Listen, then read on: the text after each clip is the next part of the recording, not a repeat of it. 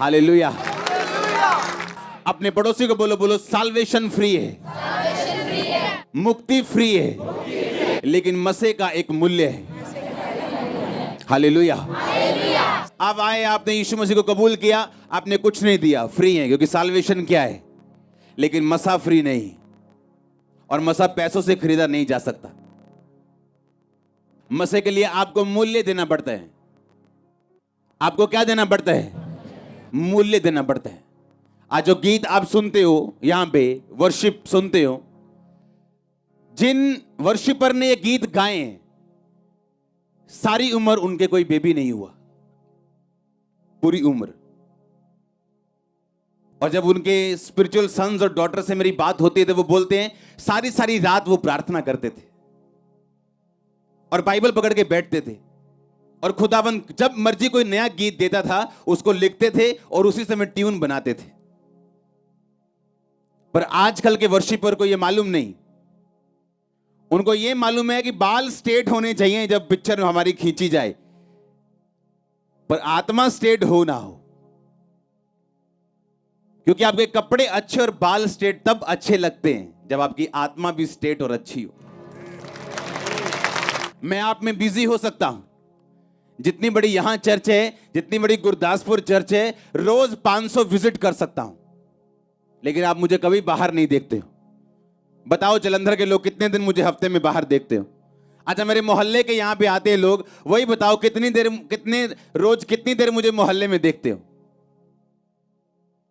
आज प्रॉब्लम यह है कि दूसरे की तरक्की जब दिखती है, उन्हें लगता है कि हम सेम कॉपी करेंगे, ऐसे गाएंगे या ऐसे कुछ कर लेंगे और हम कामयाब हो जाएंगे।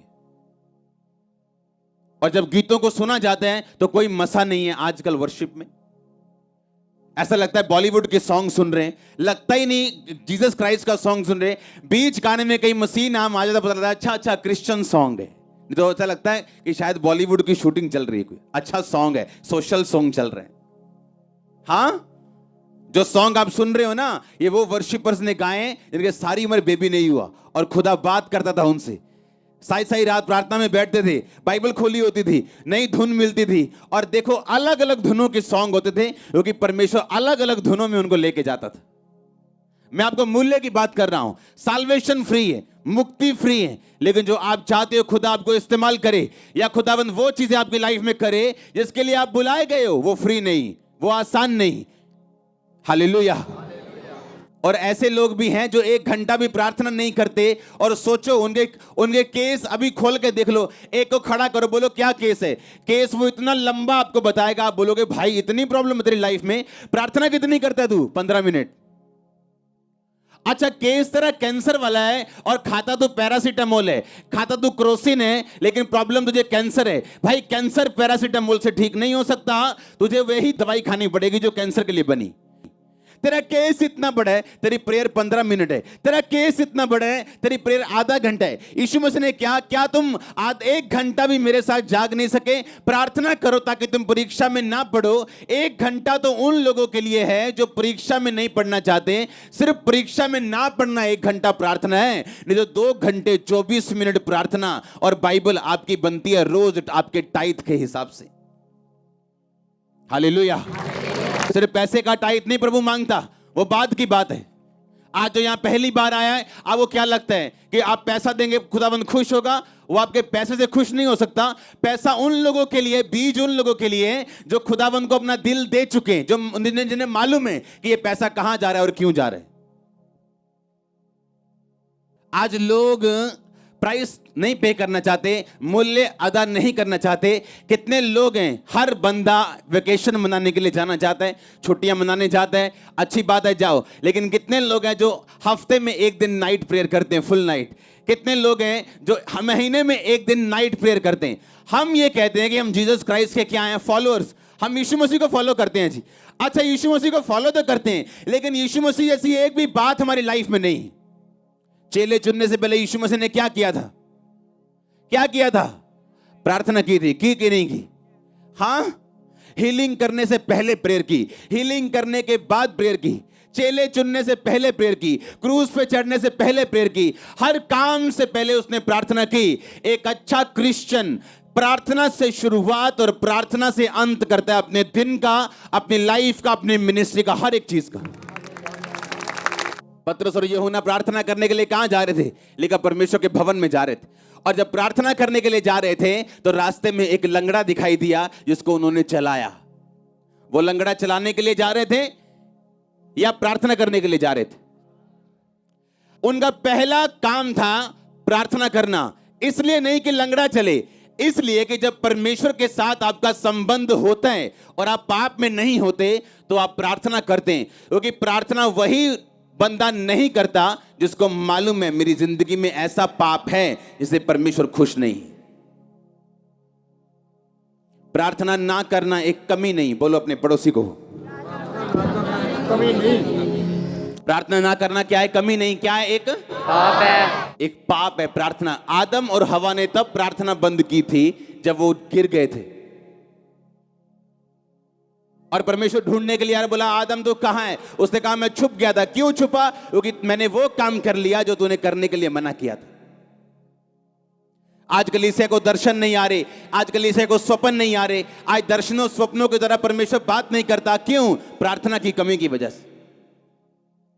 उसने कहा तुम मुझसे प्रार्थना कर, मैं तेरी सुन के बड़ी और कठिन बातें तुझे समझाऊंगा जो तू अब तक नहीं समझता। लूका की 18 में परमेश्वर ने कहा मैं तुम्हें एक एग्जांपल देता हूं। एक नगर में एक विधवा रहती थी और एक अधर्मी, एक पापी, न्यायी यानी एक ऊंचा पद वाला व्यक्ति रहता था। वो विधवा रोज उसके पास जाके बोलती थी मेरा न्याय चुका। यीशु मसीह ने कहा कितने समय तक तो उसने नहीं माना, पर एक दिन उसने क्या सोचा कि मैं क्यों ना इस विधवा का काम कर दूं, क्योंकि ये बार बार मेरी नाक में दम कर रही। यीशु मसीह ने कहा देखो वो अधर्मी, वो पापी क्या सोचता है, तो क्या मैं अपने चुने हुओं का न्याय नहीं करूंगा? क्या वो जो दिन रात मेरे नाम की दुहाई देते हैं, क्या मैं उनकी प्रार्थना नहीं सुनूंगा? आपका परमेश्वर जीनी नहीं जो आप विश मांगे और पूरी कर दे। आपका परमेश्वर सच्चा परमेश्वर है जो अपने बच्चों को आलसी और विश मांगने वाले मूर्ख नहीं बनाना चाहता, जो कहता मांगो तो दिया, ढूंढो तो तुम, और खटखटाओ तो तुम्हारे लिए खोला जाएगा। एक चर्च एक अच्छे साउंड का या अच्छे अरेंजमेंट का नाम नहीं। No no no no no. ये चर्च तब से सामर्थ्य है जब साउंड शुरू भी नहीं हुआ था, जब माइक हेलो हेलो भी नहीं होती थी, बिना बक्से की मीटिंग होती थी और इतनी ही सामर्थ्य होती थी। आज कितने लोग हैं जो नाइट प्रार्थना करते हैं, कितने लोग हैं जो रोज प्रार्थना करने के लिए आते हैं, कितने लोग हैं जो रोज 2.5 घंटे ज्यादा प्रार्थना करते हैं? बहुत कम, इसलिए रिजल्ट कम है। टेस्टिमनी भी 1 लाख लोगों में से 10,000 लोगों की। परमेश्वर ने कहा सुसमाचार सबके मन में विश्वास के साथ नहीं बैठा, क्योंकि सुनने वाले ने उसे ग्रहण नहीं किया। एक बंदा बैठा है, सेम गवाहियां सुन रहा है, सेम वचन सुन रहा है, सेम सब कुछ देख रहा है, पर एक बंदा विश्वास के साथ रिसीव कर रहा है कि नहीं, मैंने परमेश्वर के सामने कोई कंडीशन नहीं लगानी कि पहले ये काम करेगा मैं तुझे मानूंगा। बाइबल कहती है वो सब कुछ पूरा कर चुका और कहता अगर तू विश्वास करे तो मैं तेरी जिंदगी में काम करूंगा। That's it. हालेलुया। आज यूथ प्रार्थना किस लिए कर रहे हैं? आज वो रोजे किस लिए रख रहे हैं? मुझे मसा चाहिए। मसा चाहिए कि खुदा चाहिए? मसा चाहिए कि खुदा चाहिए?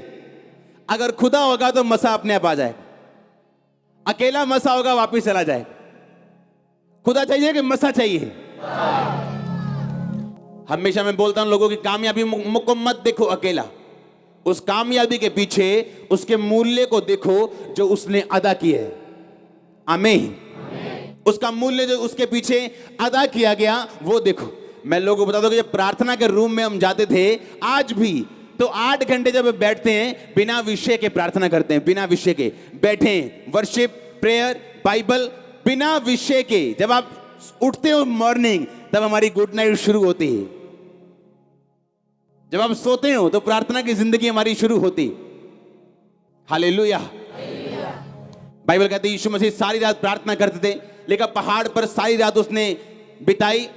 लिखा जब यीशु मसीह क्रूस पे चढ़ने वाले थे तो लिखा वो तड़के आके मॉर्निंग प्रार्थना करने के बाद परमेश्वर के भवन में सब लोगों को शिक्षा देते थे, और रात को किसी होटल में नहीं बल्कि प्रार्थना के लिए पहाड़ पे वापस चले जाते थे अपने चेलों के साथ। अपनी बाइबल को खोलो, सब जन दूसरा राजा उसका 2 बाब उसकी 11 आयत को मैं पढ़ूंगा। उसमें लिखा वो चलते चलते बातें कर रहे थे कि अचानक एक अग्नि में रथ और अग्नि में घोड़ों ने उनको अलग अलग किया और एलिया भवंडर में होकर स्वर्ग पे चढ़ गया। और अलीशा देखता और पुकारता रहा, हाय मेरे पिता, हाय मेरे पिता, हाय इज़राइल के रथ और सवारों। जब वह उनको फिर ना देख पड़ा तब उसने अपने वस्त्र फाड़े और फाड़ कर दो भाग कर दिए। उसने एलिया की चद्दर उठाई जो उससे गिरी थी और वह लौट गया और यरदन के तट पर खड़ा हुआ। तब उसने वो एलिया की चद्दर जो उस पर से गिरी थी पकड़कर जल पर मारी और कहा, एलिया का परमेश्वर यहोवा कहाँ है? जब उसने उसको जल पर मारा तो जल इधर उधर दो भाग हो गया और अलीशा पार हो गया। सब तारीफ करो जोर से। बाइबल कहती जब अलीशा ने उसको स्वर्ग बजाते हुए देखा तो क्या पुकारा उसने?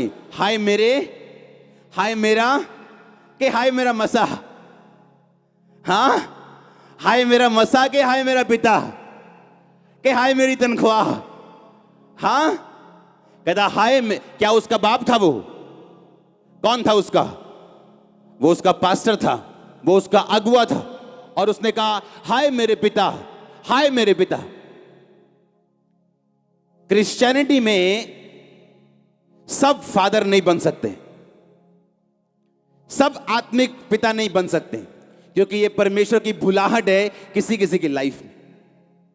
इसलिए जो नहीं बन सकता वो कभी भी कबूल नहीं करता कि ऐसा कोई चीज दुनिया में होती, क्योंकि उसके पास मसा नहीं, उसके पास वो अथॉरिटी नहीं, और ना वो कभी बन सकते हैं क्योंकि परमेश्वर ने उसके दिल में कभी डाला नहीं। और एलिया ने, एलीशा ने कहा हाय मेरे पिता। अगर पिता कहना गलत होता तो क्या आसमान से मसे की चद्दर एलीशा पे आती? तो परमेश्वर वहां कहता कि तूने एक बंदे को पिता कह दिया, इसलिए मैं अपना मसाब तुझे नहीं दूंगा जब तक तुम मुझे पिता नहीं कहता। पर बाइबल कहती जैसे जब उसने कहा हाय मेरे पिता, हाय मेरे पिता, हाय इज़राइल के रथ और सवारों, लेखा जब उसने ये बात बोली अपने कपड़े फाड़े और वो चद्दर जो उससे गिरी थी उठाई, उस चद्दर में मसा था क्योंकि परमेश्वर उसके साथ था। पौलुस ने कहा तीमुथियुस को, कहता हे मेरे बेटे, उन भविष्यवाणियों के अनुसार जो तेरे विषय में की गई तो अपनी अच्छी लड़ाई को लड़। क्योंकि क्रिश्चियनिटी में फोकस से हटना बड़ी आसान चीज है, मसीहत में चलते हुए गिरना बड़ी आसान चीज है। और बाइबल कहती है पौलुस जो एक स्पिरिचुअल फादर फिगर था, उसने कहा हे मेरे बेटे, सुसमाचार सुनाने के द्वारा मैं तुम्हारा पिता हुआ, इसलिए मैं तुमको सलाह देता हूं कि उन भविष्यवाणियों के अनुसार जो तुम्हारे विषय में की गई अच्छी लड़ाई को लड़। मूर्ख होते हैं वो लोग जिन्हें मेंटर की आवश्यकता नहीं, और या जो डिसऑनर करे, क्योंकि जो वो बो रहे हैं वो काटेंगे। मैंने जो बोया मैंने काटा, आज मैंने ऑनर काटा है। ऐसा ऑनर जो शायद आपको भी मालूम ना हो, जो मेरी लाइफ में अभी है, ऐसी शांति, ऐसी ब्लेसिंग, ऐसी आप इमेजिन कर सकते हो एक चर्च ओपन हो और 4 हफ्तों में वो 10,000 क्रॉस कर जाए। इमेजिन, कभी नहीं सुना मैंने अपनी लाइफ में, कभी किसी पास्टर की लाइफ कि एक ब्रांच खुली हो और 4 हफ्तों में वो 10,000 क्रॉस कर जाए, सब हॉल भर जाए, बड़े बड़े टेंट भर जाए और लोग सोच रहे हैं क्या हो रहा है। सुनो, जब जो घुटनों पे काम करना जानते हैं वो शरीर से काम नहीं करता। जिनको घुटनों पे काम करना आता है, जिनको रात परमेश्वर के साथ बितानी आती, जिनको मूल्य अदा करना आता है, वो अपनी सीक्रेट की सक्सेस को जानते हैं। उसका सीक्रेट क्या है? सक्सेस की सीक्रेट को जानते हैं कि सक्सेस का, सफलता का सीक्रेट क्या है। क्या मूल्य अदा करना चाहते हैं आप? कहता हाय मेरे पिता। अगर खुदा कहता कि नहीं तूने गलत बोल दिया, क्योंकि यीशु मसीह ने कहा कि मैं युगानुयुग एक सा रहने वाला परमेश्वर हूं। वो नए नियम से पहले भी ऐसा था, पुराने नियम में भी ऐसा था, नए नियम के बाद भी ऐसा है। क्योंकि क्रिश्चियनिटी में हर एक बंदे की कॉलिंग डिफरेंट है। ये परमेश्वर का चुनाव है जो माता के गर्भ से वो करता है, और जब वो बंदा उस चुनाव को पकड़ लेता है, उसे सिद्ध करता है, तो उसको कोई हटा नहीं सकता। क्या आपने अपने चुनाव को सिद्ध किया जो परमेश्वर ने आपकी लाइफ में करना जो वो चाहते हैं? क्या आपने उसको पकड़ा? क्या आप सोचते हो बिना प्रार्थना क्या आप उसको पकड़ पाओगे? क्या बिना प्रार्थना आप उसको हासिल कर लोगे? आप क्या चाहते हो मायने नहीं करता, आपकी प्रेयर कितनी है उसके साथ। कौन नहीं चाहता ब्लेस होना, इस्तेमाल होना, मसे में जाना, कौन नहीं चाहता? पर हर बंदा पहुंचता नहीं। क्यों? आपको उसके साथ मूल्य अदा करना पड़ता है। आज जो गाड़ी में आया वो कहता है मैं बड़ी गाड़ी में आऊं, बड़ी गाड़ी वाला कहता है उससे बड़ी में आया हूं। हाँ, जो साइकिल पे आया होता है बाइक पे आऊं। आपके चाहने से कुछ नहीं होता, आपके पास करेंसी होनी चाहिए। उसी तरह आत्मिक करेंसी आपकी प्रार्थना है। प्रार्थना आपको करेंसी देती है, प्रार्थना आपको पैसा देती है आत्मिक। आप जो चाहे उससे खरीद सकते हो, जो चाहे मांग सकते हो, वो आपको देगा। उसने कहा अगर वो विधवा का न्याय कर सकता है, एक अधर्मी, एक पापी, क्योंकि विधवा बार बार जाके उसे तंग कर रही कि मेरा काम कर। यीशु मसीह ने कहा जो दिन रात मेरे नाम की दुहाई देते हैं, दिन रात प्रार्थना करते हैं, क्या तेरा पिता उनके विषय में देर करेगा? क्या वो उनकी प्रार्थना को कबूल नहीं करेगा? कहता वो करेगा जो दिन और रात उसके नाम की दुहाई देते हैं। सबको जय मसीह की। मैं जतिन बब्बर और आप देख रहे हैं मसीह परिवार चैनल। जैसे कि आप सब जानते हैं कि मैं इस चैनल पे प्रभु के अलग अलग दासों की वीडियोस डालता हूं, तो अगर आपको हमारा चैनल अच्छा लगता है तो आप इस चैनल को ज़्यादा से ज़्यादा सब्सक्राइब जरूर करें, ताकि आप प्रभु के वचन को सुन सके। वीडियोस को ज़्यादा से ज़्यादा शेयर करें, ताकि जिन लोगों तक वचन नहीं पहुंचा उन तक भी वचन पहुंच सके। सबको जय मसीह की। एक बार मैं आपसे दोबारा कहूँगा कि इस चैनल को सब्सक्राइब जरूर करें और वीडियोस को ज़्यादा से ज़्यादा शेयर करें। जय मसीह की।